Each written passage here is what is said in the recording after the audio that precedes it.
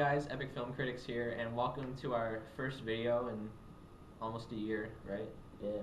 Yeah, it's been a while, and we apologize. We've both been super busy, and we've been trying to kind of make, because I have two channels, including this one, and I've been trying to kind of find time to edit and record for both, because we're both super busy people. So we apologize. We're back, and we're going to try and get it on a regular uploading schedule. So we'd like to start on a good note and do another television series review, and this review is going to be of season 1 of The Walking Dead. One of my favorite shows on TV, especially now with all of the really great shows like Dexter and Breaking Bad are over. The Walking Dead is probably going to be one of my main focuses. Would you agree with that? Yeah, it's probably my favorite show. Yeah, it's definitely a show worth checking out if you've never seen it before. And I've never really been a huge fan of zombie stuff, personally, but I don't know, The Walking Dead's pretty unique to me. Like, it's a show that you can, it's not so much about just going around killing zombies, which pretty much like every other zombie movie is. It's more about the relationships between people, and I guess it's more about surviving than it is about just going around finding creative ways to kill zombies, which is pretty much like every other zombie thing. So, yeah. So this episode is going to be on season 1. What's your favorite season?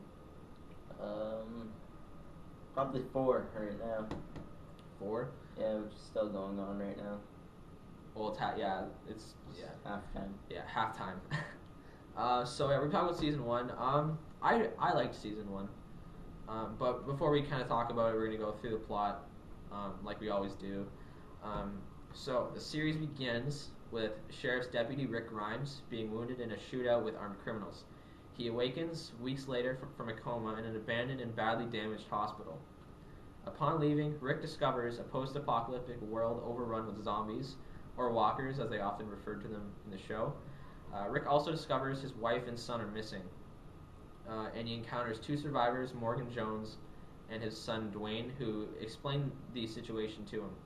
Acting on a rumor the two had heard, Rick arms himself and begins perilous, you know, whatever. It's too fancy for my liking. Perilous, I'm just gonna say. Journey to Atlanta, Georgia, where the CDC is said to have set up a guaranteed quarantine. What the fuck is up with me today? Quarantine safe zone in the city. Upon reaching Atlanta, he soon discovers the city has instead been overrun by walkers. That's never good. A few miles outside of the city, Rick's wife Lori and son Curl have been hiding from the walkers with Shane Walsh, Rick's partner and best friend, who has fallen in love with Lori. Oh shit. That's when it starts to get real, ladies and gentlemen. They have established a camp with a small group of fellow survivors. After being rescued from Atlanta by members of the group, they run into trouble with Daryl's brother Merle, and Rick handcuffs him, leaving him for the walkers. Reunited at the camp with Lori and Carl, Rick assumes command with Shane. They soon go back to town in an attempt to rescue Merle, but find only his sawed-off hand. Fucking Rick Grimes, man. Terrible person. A band of walkers eventually attacks the camp and kills several people. Most of the survivors flee to seek aid from the CDC, which is basically like it's like a military organization, right? Like they basically try to find a cure and whatnot. It's just for they try to cure diseases there. One family sets off on their own to find their relatives, and Jim, who sustained a walker's bite, is left on the road at his request. I remember that guy. That was very sad. Yeah. At the CDC, all but one staff member, Dr. Edwin Jenner, have either fled or committed suicide. That's lovely. Excuse the wind if you can hear that. That's really loud. Dr. Jenner explains that his research into the infection has not yielded a cure, and he has not been in contact with anyone for a long while.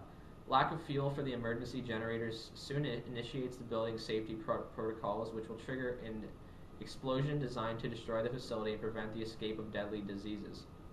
Jenner and Jacqui, a member of Rick's group, decide to stay and end their struggle. Dr. Jenner whispers something into Rick's ear, and the group escapes just as the CDC is incinerated into the explosion. I thought season 1 was probably one of the most calm seasons. Like, would you agree? Like, I find kind of like later in the show, it gets a lot more intense and there's a lot more fighting and battles and whatnot. But I found season one to be quite calm, and it kind of was more a season to kind of get the plot going. Like not a lot really happened in terms of like going and killing zombies or whatever. Like they were at the CDC for a while. They're only there for 2 episodes. But still, most of season one was pretty much establishing like the actual infection. Yeah. As where like later in the show, it's just surviving and killing zombies, and which is cool because I mean there's still like a really cool plot there, but like that is so loud. But season one is more, yeah, like kind of because again, yeah, like Rick woke up like in a coma, having no idea like how it started or whatever. So they pretty much spend most of the season explaining like how the infection got out and who was affected by it and kind of that kind of thing. Well, I'd say season 2 is more slow. Like it's a lot slower because they're just on the farm like probably 95% of the time. Yeah, 3 and 4 were definitely the fastest. Yeah. There were a lot that happened in season 3 and 4, and yeah, we will eventually we'll be covering the entire show, in the future, obviously.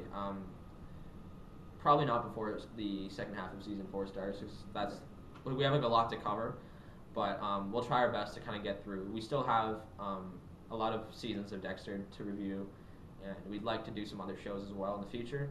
So, yeah. So in general, season 1 I thought was really really strong season of The Walking Dead. It was definitely a good start. I love shows where I can watch a pilot and I'm like immediately hooked. Like that was me with The Walking Dead. That was me with Dexter. That was me with Breaking Bad. Shows that can do that, will be great shows.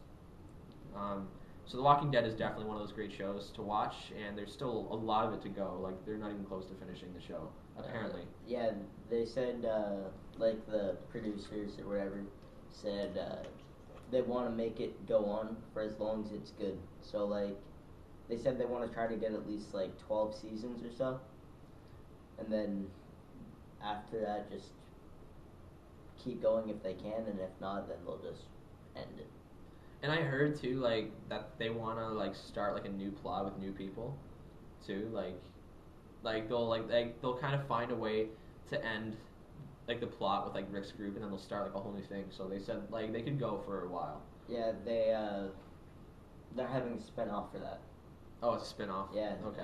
That's starting next year too. Oh, good. But yeah, guys. So that's what we think of season 1. We loved season 1, and we love The Walking Dead. If you guys have not seen The Walking Dead, go watch it. It's a really really awesome show, and you have lots of time to catch up.